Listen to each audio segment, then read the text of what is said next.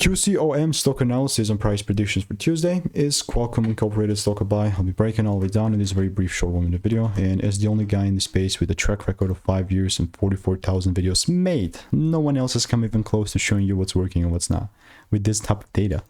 First, look for the long, almost delivered, tickled the top, boom, came down.